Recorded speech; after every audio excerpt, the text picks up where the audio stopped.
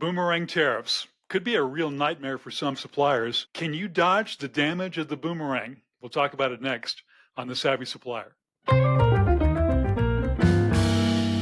Welcome into The Savvy Supplier, where we save you time and money. I'm Al Frank. Boyd Evert, the CEO of HRG, is here. And Boyd, here's the news that's causing quite a bit of indigestion this week. The Trump administration is sending letters to various countries warning them to strike a trade deal with the U.S. or on August 1st, their tariffs will boomerang back to the same level they were back in April, some as high as nearly 50%. I'm wondering, what's your reaction to the news about these boomerang tariffs and the possible impact on retail suppliers? If I were a supplier, I would be terrified simply because of all of the back and forth. It's not just that you have tariffs potentially coming into play and who's going to pay for them. It is the iterative nature of this tariff rollout, that you have these start and stops. And here's how it plays out, especially when you factor in post-audit. You have auditors looking at a series of threads, and now these threads are probably spanning 6 months now. And some of these threads, people are going to be brainstorming about, if this goes into effect, what are you going to do to help with keeping the price low?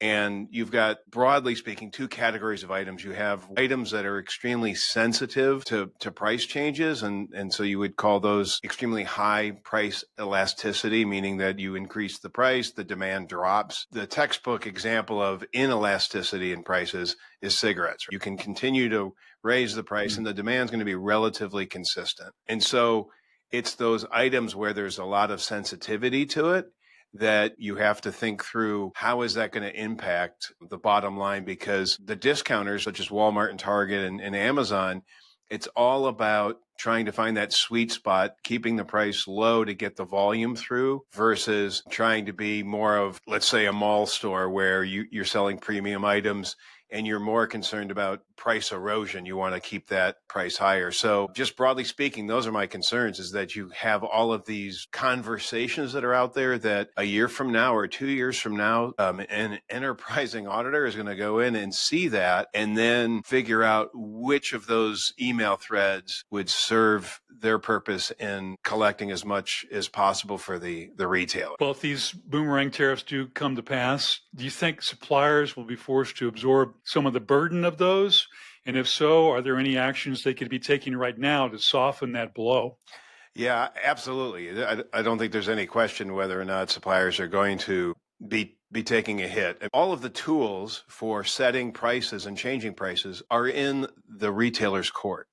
So if you're trying to pass on a price increase and the retailer's not aligned, you are going to end up fighting a long and difficult battle to get that to take place. So just an example, 10 years ago, one of our major clients in an HBA category was pushing out a price increase. They had made some enhancements to their product and they were advertising it as such. And so they saw it as justifying a price increase, and the retailer's competitor hadn't raised it yet. And these two were locking horns. In fact, I'll just say it was Walmart and Amazon. And so the Amazon team, the sales team, was trying to get Amazon to pass on that price increase. And Amazon was saying, well, Walmart hasn't. We're not going to raise our price until Walmart does. And then Walmart said the same thing about Amazon.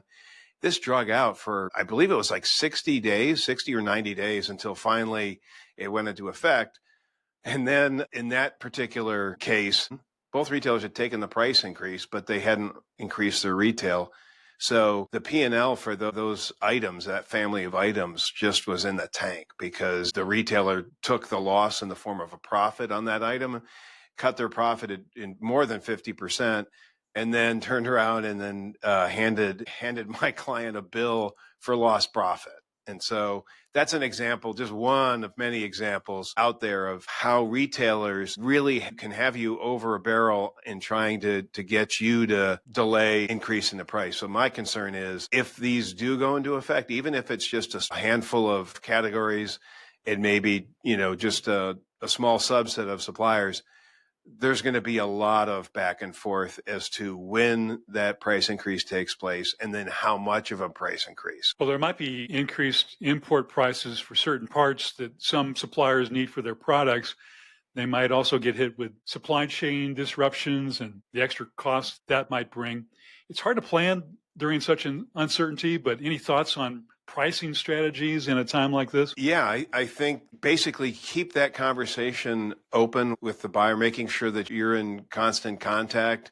I mean, not to the point of annoyance, but at least to make sure there's a level of transparency about the costs and how this is going to be managed. And I think even more important, and that is important, but even more important is saving those conversations, the emails that you're going back and forth. And if you have a conversation, phone or in person, you need to follow that up with an email and save that email, because without that, you're going to have an auditor looking at what's going on and with cost changes and retail changes and making assumptions about what's going on. And so it's extremely important to have a paper trail, especially when you're in such a chaotic period. There's just so many moving parts that I would be terrified for any of my clients to not preserve those emails. That's great advice. Do you think that the higher tariffs will cause more suppliers to bring production back here to the United States, or at the very least to nearshore or reshore with countries who have lighter tariffs? Absolutely. I think that is the direction a lot of suppliers are looking at.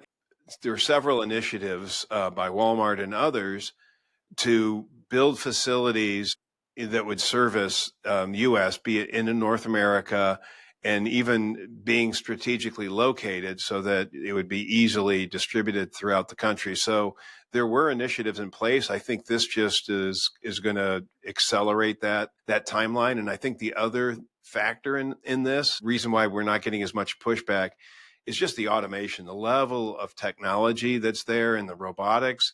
To me, it's almost a no-brainer to bring the manufacturing to reshore that or nearshore it just because of the technology involved. It's so important right now for suppliers to keep informed about all the breaking news, but it's also important to be able to see real-time data to help with decision making. Any thoughts on how suppliers can mine the data they need to stay informed and up to date? Yeah, great question. So I think one of the things, especially in this time frame, is where you have uncertainty, is to really pay close attention to the demand, right? To sell through. How are your items selling through? Especially if there's any sort of seasonality to your item, you know, whether it be Christmas or back to school, or even just the cold and flu season or the soup season for some. I mean, there's all sorts of different seasons out there, right? But if you're not paying attention to the sell-through on those items, what will eventually happen is the retailer, one, if it's seasonal, you're going to have some huge markdowns coming out. But two, even if it's an item that's just evergreen, it's there all the time on the shelf. If you aren't paying attention to the demand there and you end up having the retailers heavy in inventory, they may end up reducing your facings or points of distribution.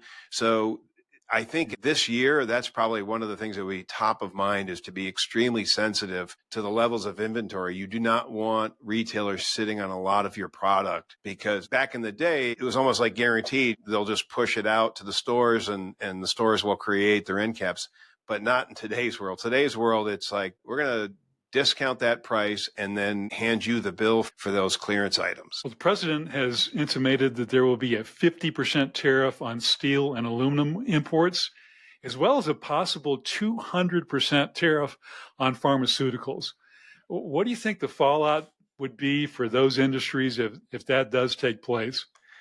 That's going to be a huge reset. And I think you're going to see a lot of pressure for those tariffs to be repealed or to not go into effect. I'm hoping that those are just threats and they're not acted upon, because if they're acted upon, you have all sorts of unintended consequences. Just like one example, just with steel and aluminum, the packaging for canned goods, let's just say vegetables, right?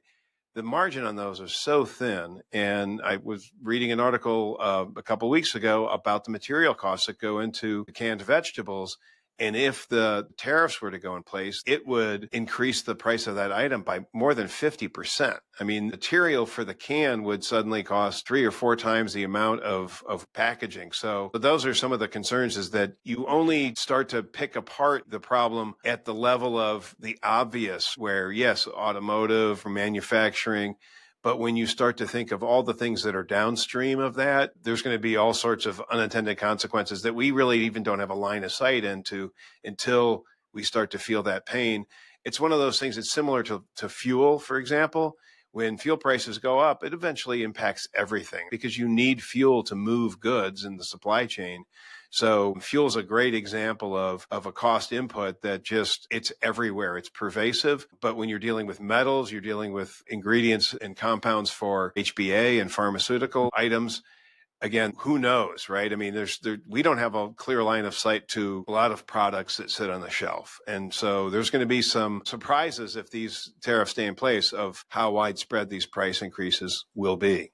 Do you have any final thoughts for suppliers about what to do in these uncertain times? I think probably the best advice is to make sure that the lines of communication are open between you and your customer, the retailer, to make sure that all of the expectations are on the table, that there's not some hidden ask out there to maybe seek alignment going into any new product launches as well as any new seasons. Just one example is the garment industry is I think it's like 15, 17% in increase. So you're looking at the items in the fall, it's already on shore and staged, but in the spring, that's how far reaching these tariffs could be. But again, you need to be able to communicate how you're going to execute on these product launches and the changing of items to make sure there's no surprises. That's probably my worst fear for my clients, are the surprises and then the lack of documentation around those surprises. Well, it's no surprise that you've given us some great advice once again. Thanks for taking the time to do this podcast. I know your phone has been blowing up and you're helping so many suppliers. The experts at HRG are always ready to help you to take a look at your particular situation and to help you get a clearer picture of your next steps. You can schedule a free strategy call by going to the HRG website at hrg-audit.com, or you can call HRG at 479-616-1600, or you can email us at info@hrg-audit.com. Again, HRG is ready and able to help you when you need it most. And our wish for you is this: wiser decisions, fewer deductions. See you next time on The Savvy Supplier.